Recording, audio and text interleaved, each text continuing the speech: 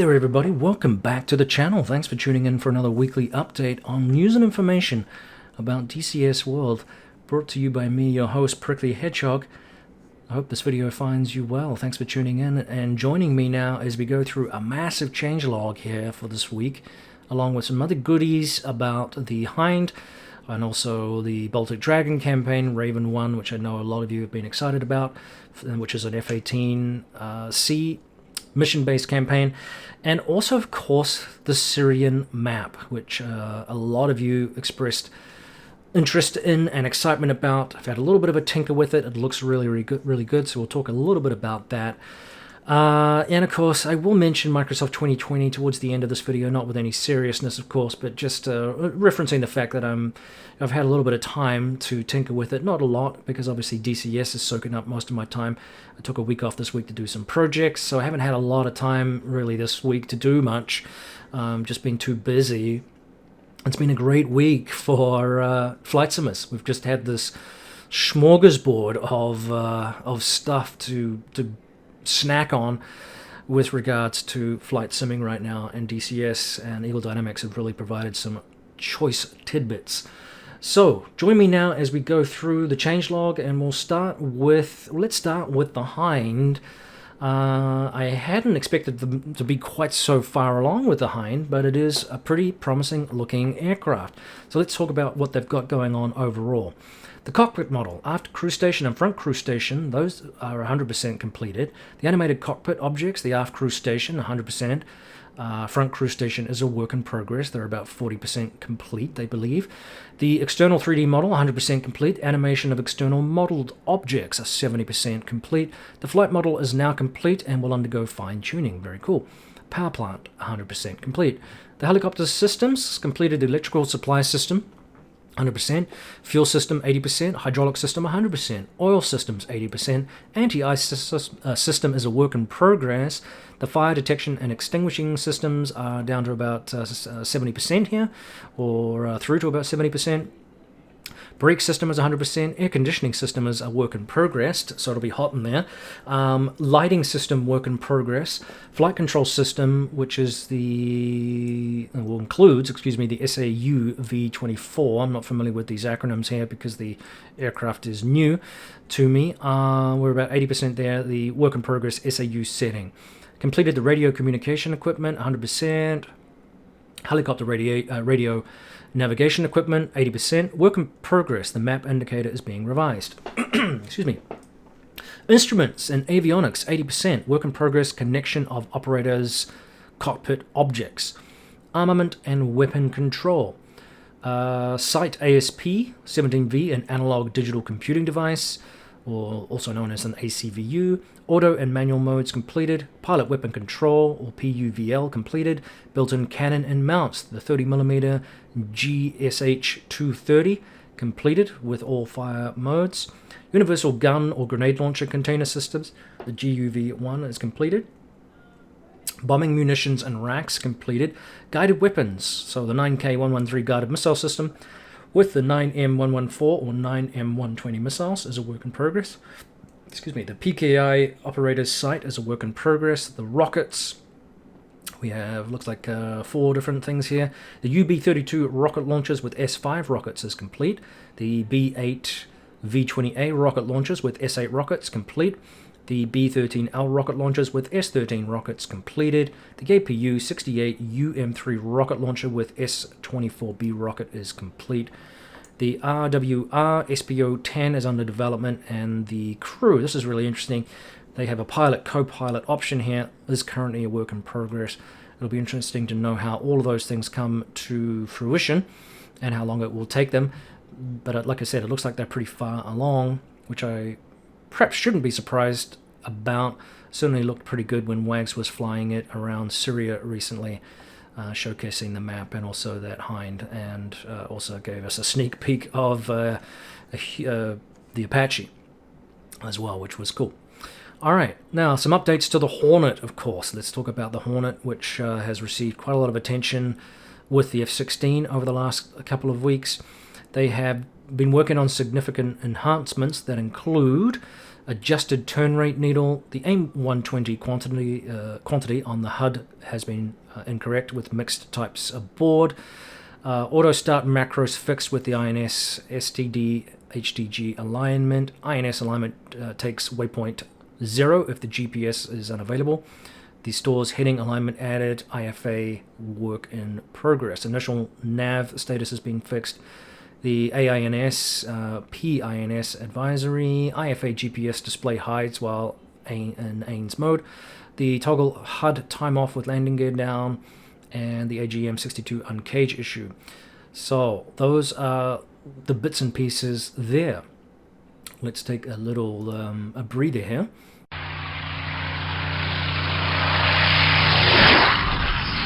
Okay, the open beta changelog is massive this week, and I don't want to go through everything because it's going to be too comprehensive to, how do you say it, be succinct and get through it without it really being just a lot of stuff, because it is a lot of stuff. Now, there are so many changes, in fact, that it's just not practical for me to read them all out without it just being a very long and boring video. So I will throw up a link for you to read, but pretty much every aircraft has had some sort of minor adjustment, and several have received major updates. Obviously, the F-18 has received extensive updates, and one of note I noticed was the RWR system, which they've fixed some of the rendering of that so that it actually is more readable, which I think is great because it's a very important part of your essay in the cockpit. So they've made adjustments there, which is really, really cool. It's now rendered to a texture.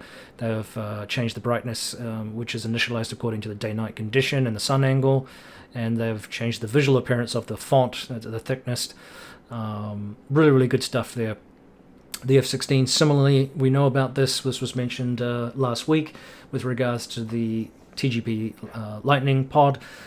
Massive list here of things that have been added to it, including HOTAS commands, cursor 0, steer point indication, HSD steer point, laser range indication, laser code indication, camera pointing, azimuth, DCLT option. The list goes on and on and on. Really good stuff there. Things like the FLIR crazy brightness parameters at night have been fixed. They've added not soy label to formats that can be assigned to soy. The FCR, for example, on the TGP pages, they've added weapon time to impact. They've added time to the steer point needed. So some really good adjustments there. The F-14 also received a lot of love. Some really interesting things, actually. They have updated things like the damage model for the hitboxes on the exterior tanks, and also now the the tail rudders can actually be knocked off in combat damage, and also the damage effects will also be have been changed to affect the aerodynamic. So some really interesting stuff there. They've added a quick start for a free flight mission on the channel map. Obviously, there's several missions now for the new Syrian map as well. So really, really cool stuff there. The one aircraft that did surprise me was actually the Aviojet. It has received a huge list of changes as well. So if you're an owner of that aircraft, take a look, because there are significant changes as well, which will be beneficial. In general, of course, there's all sorts of changes to the mission editor. They've done things like the AI not using high drag Mark 82 snake eyes below 1,000 feet. Those things have been fixed.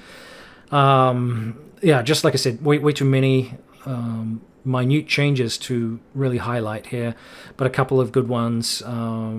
They've added East Germany as a country, changes to mission player, changes to things like the aircraft AI, lead aircraft in tight turns can create physics problems for the wingmen. Those things have been fixed.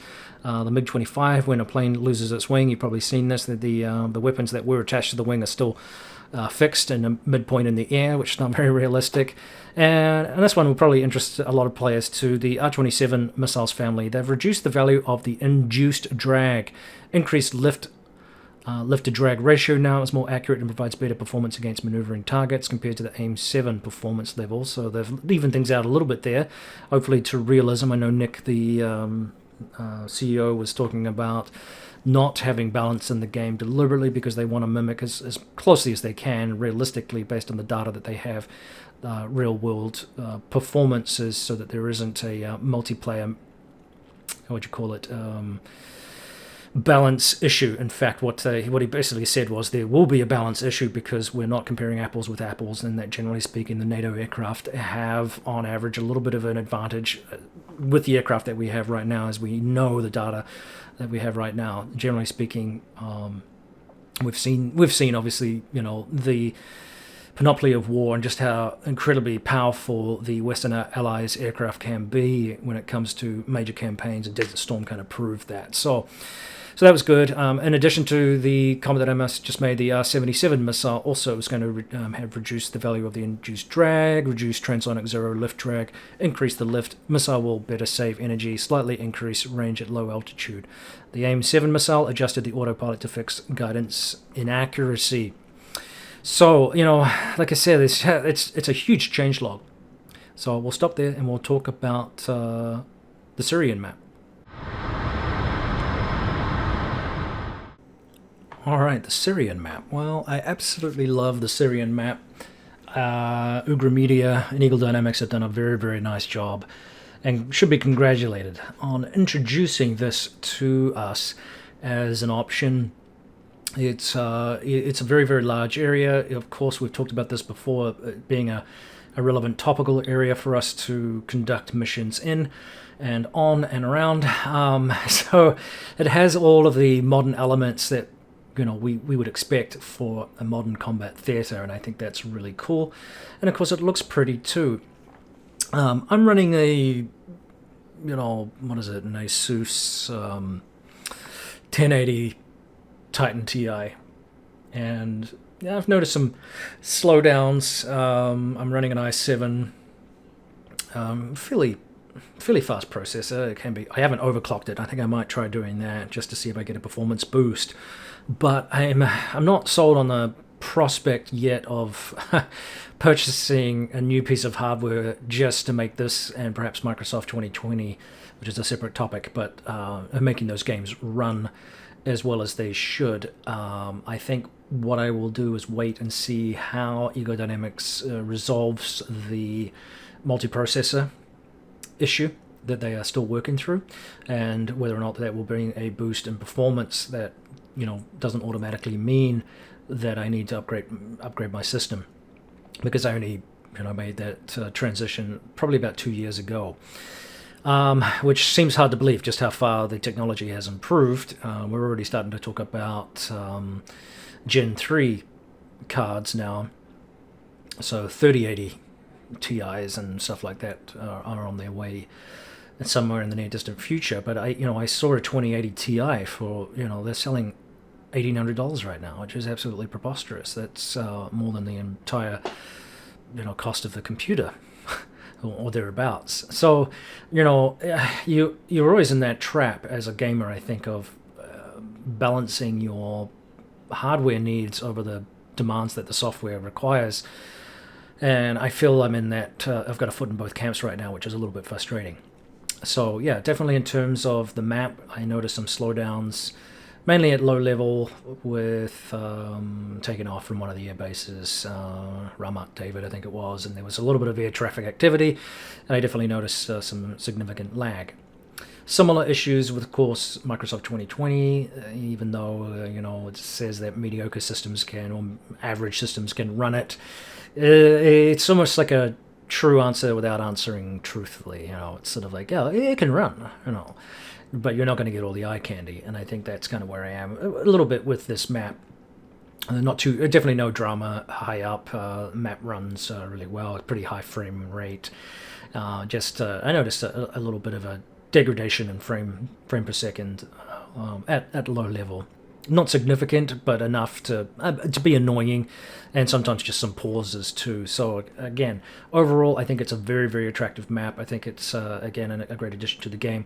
It'll be interesting to see whether or not the adjustments that I mentioned will make a difference to DCS World in general. Right now, I gotta say, I think the caveat here is that in thinking about Microsoft 2020, I will not be getting rid of DCS. I think DCS offers a lot more than Microsoft has done. Maybe this will be the subject of a separate video to go into a little bit more depth in terms of what I mean by that. But I think right now, Eagle Dynamics, what they have on as a package, offers me more for my flight sim experience than Microsoft 2020 does. The only thing that really separates the two is the globalness of Microsoft 2020, the prettiness of the environment, and the realism of the weather and the modeling of day-night type stuff. That certainly is an incredible feature, but it's not as engaging as Eagle Dynamics with regards to the aircraft in terms of the flight experience. The experience of flying an airliner is quite a bit different than flying a jet, not just because of the obvious ones, but even just the visual experience. You know, when you see a F-16 cockpit and how much you can actually see out of the cockpit because of the need for situational awareness, you feel very hemmed in on most of the other aircraft in Microsoft 2020. It's just not the same kind of flying experience.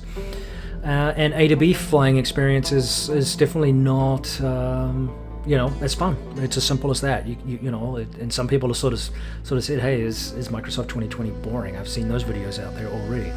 And potentially, if you don't enjoy flying from A to B for extended periods of time, then it could be. If you're flying at 30,000 feet with cloud cover at 16,000, you can't see anything below you, then yeah, it's the flight experience for most of us, I think, is fun, but it's not necessarily exciting in terms of what you're doing.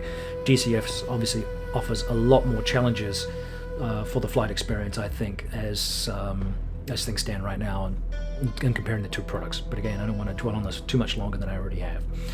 I hope that helps. Anyway, I think that's enough waffle for this week. Like I said, I'll send a link here, or put a link in the description below with regards to the changelog, which is massive, if you want to delve into what your particular aircraft has had done to it. Let me know your thoughts and comments on the Syrian Map, what you've found. Let me know your comments on the Hind. Let me know your thoughts on DCS and what you think of Microsoft 2020, all those things. Love to hear your feedback. Enjoy all the comments and discussion points.